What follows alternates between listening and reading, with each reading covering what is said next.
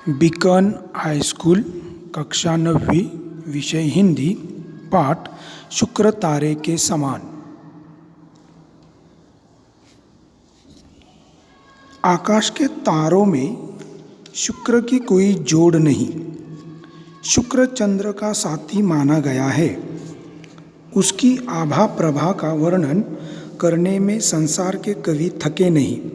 फिर भी नक्षत्र मंडल में कल की रूप इस तेजस्वी तारे को दुनिया या तो ऐन शाम के समय बड़े सवेरे घंटे 2 घंटे से अधिक देख नहीं पाती। इसी तरह भाई महादेव जी आधुनिक भारत की स्वतंत्रता के उषा काल में अपनी वैसी ही आभा से हमारे आकाश को जगमगाकर देश और दुनिया को मुग्ध करके शुक्र तारे की तरह ही अचानक अस्त हो गए। सेवा धर्म का पालन करने के लिए इस धरती पर जन्मे स्वर्गीय महादेव देसाई गांधी जी के मंत्री थे। मित्रों के बीच विनोद में अपने को गांधी जी का हमाल कहने में और कभी कभी अपना परिचय उनके पीर बावर्ची भिश्ती खर के रूप में देने में वे गौरव का अनुभव किया करते थे। महादेव भाई देसाई का वर्णन करते हुए लेखक बताते हैं आनंद स्वामी कि महादेव भाई और शुक्र तारा जिस प्रकार अचानक गायब हो जाता है, अस्त हो जाता है, उसी प्रकार महादेव भाई भी यह लोग छोड़कर अचानक ही अस्त हो गया है उनका, यह स्वर्गीय हो गए हैं। असल में महादेव भाई है कौन? महादेव भाई महात्मा गांधी के करीबी माने जाते थे। तो महादेव भाई अपने आप का परिचय देते हुए कहते हैं कि मैं गांधी जी का हमाल हूँ। यहाँ तक कि वो पीर बावर्ची और भिश्ती खर भी खुद को बताते हैं गांधी जी का। गांधी जी के लिए वे पुत्र से भी अधिक थे। जब सन 1917 में वे गांधी जी के पास पहुँचे थे, तभी गांधी जी ने उनको तत्काल पहचान लिया और उनको अपने उत्तराधिकारी का पद सौंप दिया। सन 1919 में जालियांवाला बाग के हत्याकांड के दिनों में पंजाब जाते हुए गांधी जी को पलवल स्टेशन पर गिरफ्तार किया गया था। गांधी जी ने उसी समय महादेव भाई को अपना वारिस कहा था। सन 1929 में महादेव भाई असेतु हिमाचल देश के चारों कोनों में समूचे देश के दुलारे बन चुके थे। तो गांधी जी ने खुद महादेव भाई को अपना पुत्र मान लिया था। यहाँ तक कि जब जालियांवाला बाग हत्याकांड के कारण गांधी जी को गिरफ्तार किया, तभी भी गांधी जी ने महादेव भाई को अपना वारिस कहा था। इसी बीच पंजाब में फौजी शासन के कारण जो कहर बरसाया गया था, उसका ब्यौरा रोज रोज आने लगा।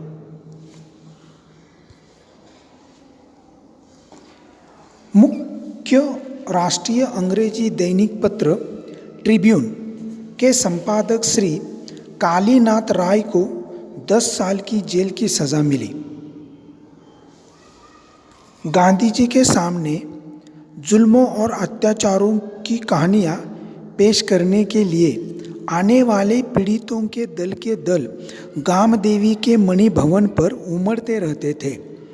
महादेव उनकी बातों की संक्षिप्त टिप्पणियाँ तैयार करके उनको गांधी जी के सामने पेश करते और आने वालों के साथ उनकी रूबरू मुलाकातें भी करवाते थे।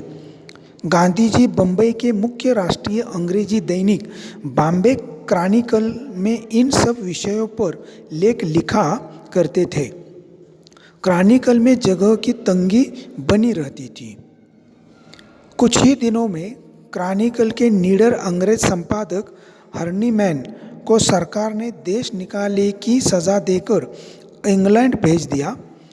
उन दिनों बम्बई के 3 नए नेता थे, शंकरलाल बैंकर, उमर सोभानी और जमनादास द्वारकादास।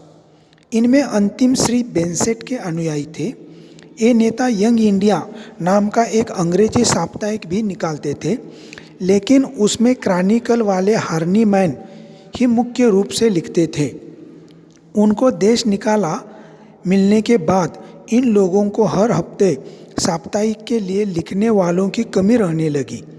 ये तीनों नेता गांधी जी के परम प्रशंसक थे और उनके सत्याग्रह आंदोलन में बम्बई के बेजोड़ नेता भी थे। इन्होंने गांधी जी से विनती की कि वे यंग इंडिया के संपादक बन जाए। गांधी जी को तो इसकी सख्त ज़रूरत थी। उन्होंने विनती तुरंत स्वीकार कर ली। गांधी जी के पास जुल्म और अत्याचार की कहानियाँ सुनाने के लिए दल के दल आते थे मणि भवन, जहाँ कांग्रेस का भवन हुआ करता था। वहाँ पर महादेव भाई एक कोने में बैठ के ये सारी टिप्पणियाँ लिख देते थे। तभी गांधी जी बम्बई के जो मुख्य राष्ट्रीय अंग्रेजी दैनिक जो है बॉम्बे क्रॉनिकल, इसमें इन विषयों पर लिखा करते थे। क्रॉनिकल के जो संपादक जो थे वो अंग्रेज थे, जिनका नाम है हर्नीमैन। सरकार ने उन्हें निकाल दिया और इंग्लैंड भेज दिया। तभी बम्बई में 3 नेता थे, जिनका नाम है शंकरलाल बैंकर, उमर सोबानी, जमुना दास, द्वारका दास।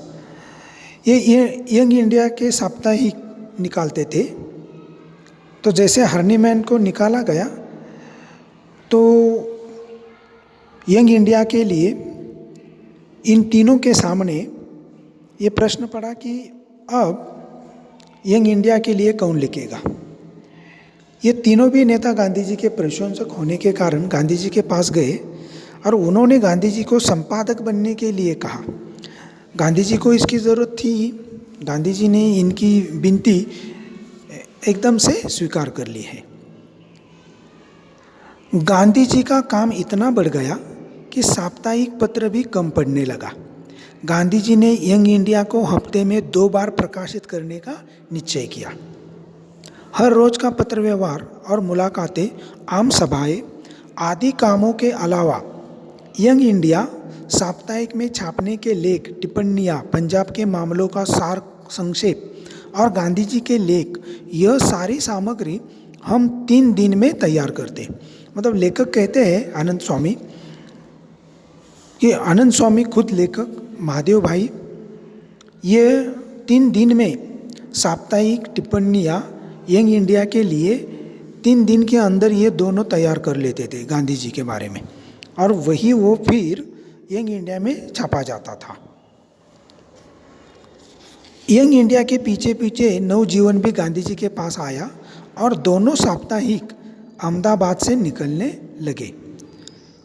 6 महीनों के लिए मैं भी साबरमती आश्रम में रहने जा पहुंचा। तो लेखक कहते हैं कि गांधी जी के साथ लेखक भी साबरमती आश्रम चले गए हैं। यंग इंडिया के साथ साथ नवजीवन ये साप्ताहिक भी आ गया है, और इन यंग इंडिया और नवजीवन इन दोनों को अहमदाबाद से निकालने लगे हैं। शुरू में ग्राहकों के हिसाब किताब की और साप्ताहिकों की डाक में डलवाने की व्यवस्था मेरे जिम्मे रही, लेखक की जिम्मेदारी पर। लेकिन कुछ ही दिनों के बाद संपादन सहित दोनों साप्ताहिकों की और छापाखाने की सारी व्यवस्था मेरे जिम्मे आ गई। मतलब शुरुआत में लेखक बस खाली टपाल साप्ताहिक जो है वो डाक खाने में भेजने का काम करते थे, डलवाने का काम।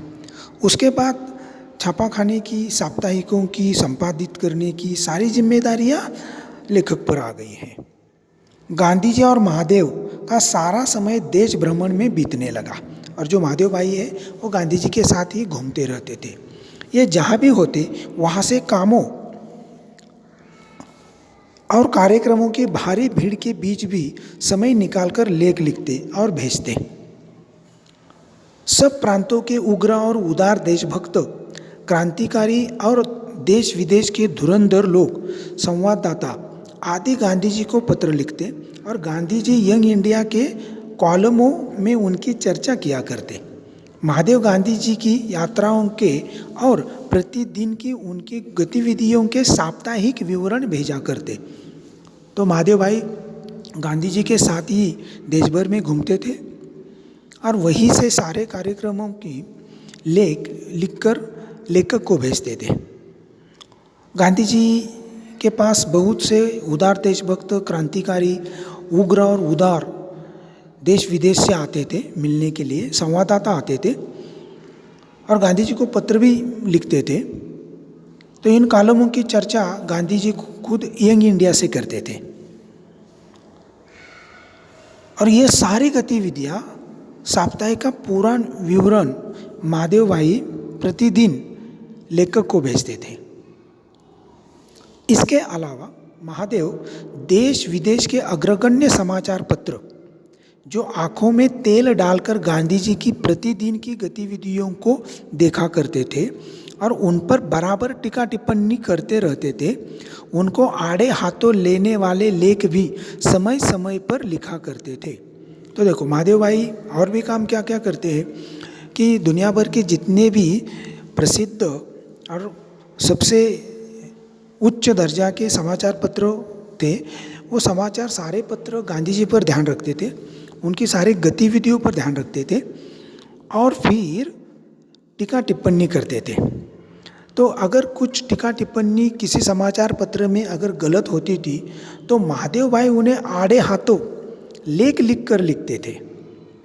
बेजोड़ कॉलम, भरपूर चौकसाई, ऊंचे से ऊंचे ब्रिटिश समाचार पत्रों की परंपराओं को अपनाकर चलने का गांधी जी का आग्रह और कट्टर से कट्टर विरोधियों के साथ भी पूरी सत्यनिष्ठा में से उत्पन्न होने वाली विनय विवेक युक्त विवाद करने की गांधी जी की तालीम, इन सब गुणों ने तीव्र मतभेदों और विरोधी प्रचार के बीच भी देश विदेश के सारे समाचार पत्रों की दुनिया में और एंग्लो इंडियन समाचार पत्रों के बीच भी व्यक्तिगत रूप से एमडी मतलब महादेव भाई देसाई को सबका लाडला बना दिया था।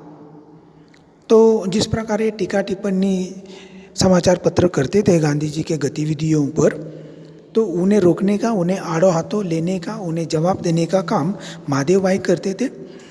उनका लिखने का ढंग इस प्रकार बताया गया है लेखक ने कि वो बेजोड़ कॉलम लिखते थे, मतलब ऐसा कॉलम लिखते थे कि उनके बराबरी कोई नहीं कर सकता था। भरपूर चौकसाई करते थे, इंक्वायरी बहुत करते थे, ऊंचे से ऊंचे ब्रिटिश समाचार पत्र भी तो उनकी परंपराओं को अपनाते थे। कट्टर से कट्टर विरोधी के साथ भी पूरी सत्यनिष्ठा के साथ विनय और विवेकता से वाद विवाद करते थे और इनकी सारी तालीम गांधी जी को बीच इन्हें मिलती थी। विरोधी प्रचार के बीच भी देश विदेश के सारे समाचार पत्र, एंग्लो इंडियन समाचार पत्र, ये व्यक्तिगत रूप से महादेव भाई देसाई को अपना लाडला बना लिया है, मतलब इतने वो प्यारे हो गए थे। गांधी जी के पास आने के पहले अपनी विद्यार्थी अवस्था में महादेव ने सरकार के अनुवाद विभाग में नौकरी की थी।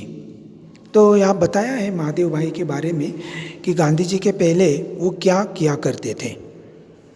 ये एक सरकारी नौकर थे अनुवाद विभाग में। अनुवाद का मतलब है ट्रांसलेट करना। नरहरि भाई उनके जिगरी दोस्त थे, दोनों एक साथ वकालत पढ़ते थे। दोनों ने अहमदाबाद में वकालत भी साथ साथ शुरू की थी। इस पेशे में आमतौर पर स्याह को सफ़ेद और सफ़ेद को स्याह करना होता था, मतलब सच को झूठ और झूठ को सच। वकीली पेशा ही ऐसा है वकालत का। तो जिसके कारण लेखक को महादेव भाई को ये थोड़ा भी उसमें रुचि निर्माण नहीं हुई। ये बिल्कुल भी इन्हें ये रुचा नहीं है। साहित्य और संस्कार के साथ इसका कोई संबंध ही नहीं था और महादेव भाई साहित्य के प्रति आकर्षित झुकाव था उनका, तो इनका वकालत में कोई मन ही नहीं लगा, ऐसे भी हम कह सकते हैं। लेकिन इन दोनों ने तो उसी समय से टैगोर, शरद चंद्र आदि के साहित्य को उलटना पुलटना शुरू कर दिया था। चित्रांगदा कच देवयानी की कथा पर टैगोर द्वारा रचित विदाई का अभिशाप शीर्षक नाटिका, शरद बाबू की कहानियाँ आदि अनुवाद उस समय की उनकी साहित्यिक गतिविधियों की देन है। तो गांधी जी के पास आने से पहले महादेव भाई और उनके मित्र नरहरि ये दोनों वकालत किया करते थे। वहाँ पर सच को झूठ, झूठ को सच साबित करना होता था। साहित्य और संस्कार का कोई संबंध नहीं वहाँ पर।